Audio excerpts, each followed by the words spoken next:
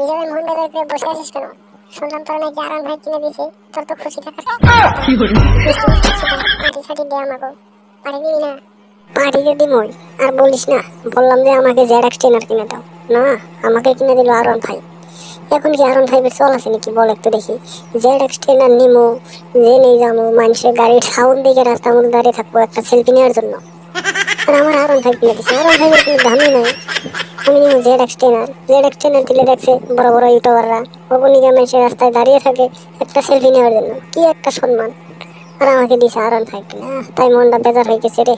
আমি বেশি ভালো নাই, তো টেনশন করিস না, জেড এক্সটেনারও নিব। ঠিক আছে চল, আগে তোদেরকে পার্টি দিতে যাই।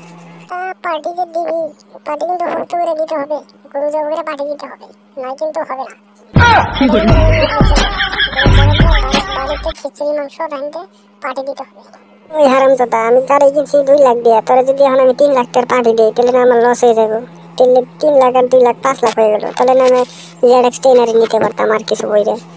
এত দামি পার্টি দেওয়া যাবো না, মিষ্টি মিষ্টি খাইতে পারবি। লাগতো না তোর বাড়ি, তুই কি করবি?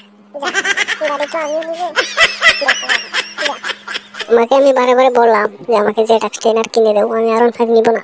এখন আমার বন্ধুরা সবাই আমাকে বেইজ্জত করতেছে।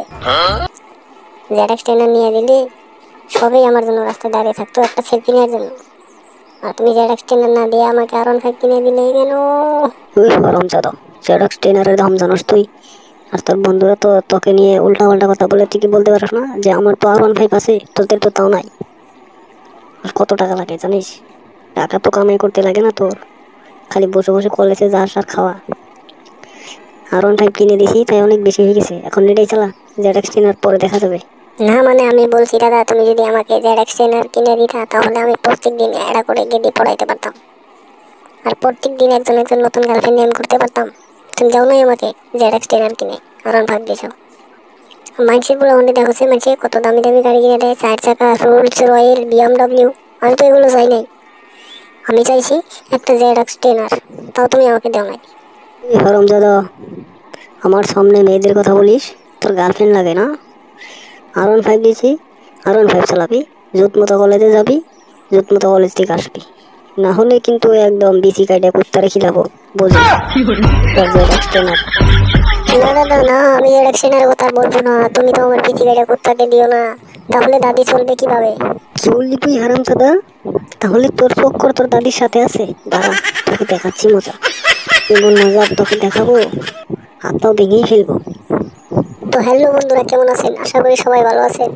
হ্যাঁ, যারা যারা আরন ফাইভ আর জেড এক্স লাভার তারা অবশ্যই একটা করে কমেন্ট করবেন।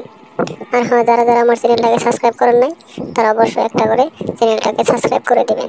तो बाय बाय, मिलते हैं नेक्स्ट वीडियो में।